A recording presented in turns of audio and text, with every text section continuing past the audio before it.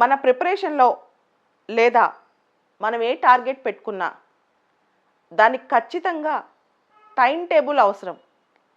నువ్వెంత ప్రయత్నం చేసినా టైం టేబుల్ లేకుండా గనక అడ్డదిడ్డంగా చదివితే లేదా పనులు ఒక ఆర్గనైజ్డ్గా చేసుకోకపోతే మనం అనుకున్న లక్ష్యాన్ని చేరుకోలేం.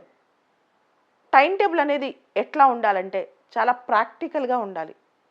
అంటే చాలామంది రోజులో 20 గంటలు చదివేస్తాం లేదా 20 గంటలు పనిచేస్తాం.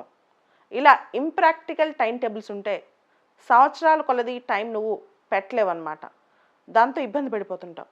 కాబట్టి ఒక లాంగ్ టర్మ్ ప్లాన్ ఉన్నప్పుడు, ఒక పెద్ద లక్ష్యం ఉన్నప్పుడు టైం టేబుల్ కూడా ప్రాక్టికల్గా ఉండాలి. టైం టేబుల్ కావాల్సిన ఫస్ట్ లక్షణం అదే, ప్రాక్టికాలిటీ. ఉదాహరణకి రోజుకి 24 గంటలు ఉంటే మనం రోజువారీ నిద్ర కార్యకలాపాలు అన్నీ చేసుకున్న తర్వాత మనకి కరెక్ట్గా ఎంత టైం ఉంటుంది? 12 గంటలు ఉంటుందా, 15 గంటలు ఉంటుందా? ఇది ఇంపార్టెంట్. ఆ టైంనే మనం లెక్కేసుకోవాలి. చాలామంది రోజుకి 24 గంటలు అనుకుంటారు. 24 గంటల్లో మినిమం టైం మనం మిగతా కార్యక్రమాలకు పెట్టి మ్యాక్సిమం టైం మన లక్ష్యం మీద పెట్టాలి. టైం టేబుల్లో ఫస్ట్ ఇది. రెండోది, టైం టేబుల్లో మనం చేయాల్సింది, మనం చేసే పనిలో మనం కష్టమైన పార్ట్ ఏంటి, సులభమైన పార్ట్ ఏంటి. కష్టమైన పార్ట్కి కొంచెం ఎక్కువ టైం ఇవ్వటం, సులభమైన పార్ట్కి కొంచెం తక్కువ టైం ఇవ్వటం. మూడోది, టైం టేబుల్ వేసుకునేటప్పుడు మనకి కరెక్ట్గా టైం టేబుల్ వేసుకున్న రోజున ఏదైనా డైవర్షన్ వచ్చిందనుకోండి, ఆ ప్రణాళిక ఫాలో అవ్వలేకపోయామనుకోండి, దానికి ప్లాన్ బి ఏంటి అంటే ఒక 2 గంటలు దేనిలోనే మధ్యలో పోయిందనుకోండి, దాన్ని మనం ఏ స్లాట్లో మళ్ళీ రివిజన్ చేసుకోవాలి లేదా ఏ స్లాట్లో ఆ పని తిరిగి చేసుకోవాలి. ఇది కూడా చాలా ఇంపార్టెంట్ అనమాట.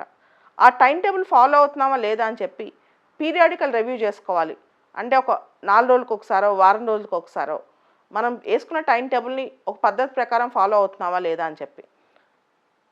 జాక్ మా, అలీబాబా ఫౌండర్, ఒక మాట చెప్పారు. నా టైం టేబుల్ ఎలా ఉంటుందంటే నేను వారాన్ని కొన్ని స్లాట్స్గా డివైడ్ చేసుకుంటాను. ఒక 20 స్లాట్సో 30 స్లాట్సో. ఆ స్లాట్స్ అన్నింటిలో 100% నిబద్ధతతో నా పని చేస్తాను. అంటే ఒక 1 వీక్లో కొన్ని స్లాట్స్ నా టైం మొత్తం ముందే డివైడ్ చేసి పెట్టుకుంటాను. దానిలో నేను చేయాల్సిన కార్యకలాపాలన్నీ చేసేస్తూ ఉంటానని చెప్పి. అదేవిధంగా చాలామంది వ్యక్తులు వాళ్ళ టైం టేబుల్ని వాళ్ళ పద్ధతిలో మలుచుకుంటూ ఉంటారు. ఇది కూడా మంచిదే. అందరికీ ఒకటే టైం టేబుల్ ఉండాల్సిన అవసరం లేదు. ఉదాహరణకి నా టైం టేబుల్ ఎలా ఉంటుందంటే నేను 100% ఆ డేని ఉపయోగించుకుంటాను. అంటే ఖచ్చితంగా ఒక క్షణం కూడా వేస్ట్ చేయను అనమాట. ఇది ఇంపార్టెంట్. కొన్నిసార్లు తెలియకుండా వేస్ట్ అయిపోయినప్పటికీ మళ్ళీ దాన్ని నెక్స్ట్ రోజు ఆ తర్వాత రోజు కాంపన్సేట్ చేయడానికి ట్రై చేస్తాను ఏదో ఒక రూపంలో. టైం టేబుల్ ఒక్కొక్కరికి ఒక్కొక్క పద్ధతి ఉంటుంది. వేస్టేజ్లో కూడా మనం ముందే తెలిస్తే మనం ఈ టైం ఇక్కడ వేస్ట్ చేస్తున్నామని ఆ స్లాట్ని మళ్ళీ ఎక్కడైనా మనం ఫుల్ఫిల్ చేసుకోవచ్చు. సో కొంచెం జాగ్రత్తగా ప్లాన్గా టైంని జాగ్రత్తగా మేనేజ్ చేసుకుంటూ వెళ్తే ఏ రంగంలో అయినా సక్సెస్ అవుతారు. ఏ రంగంలో సక్సెస్ అయిన వాళ్ళ చరిత్ర చదివినా ఆ సక్సెస్ అంత ఈజీ కాదు. దాన్ని చాలా కఠినమైన టైం టేబుల్ ప్రణాళిక ఉండాల్సిందే. టైం టేబుల్ లేకుండా ప్రయాణం చేస్తే అది చొక్కాను లేని నావ వంటిదే.